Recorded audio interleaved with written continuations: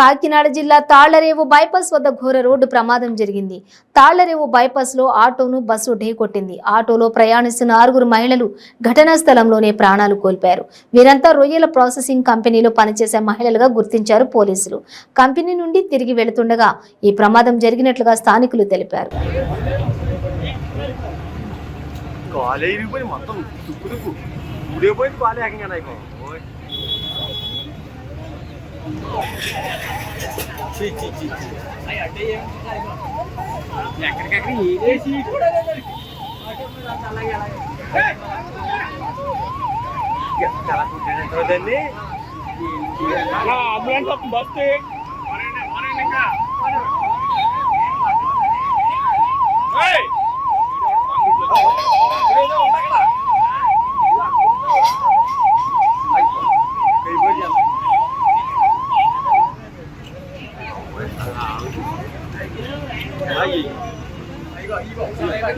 అయ్యి బాబా ఎన్ని 1 2 3 మొత్తం 10 మంది వస్తారా.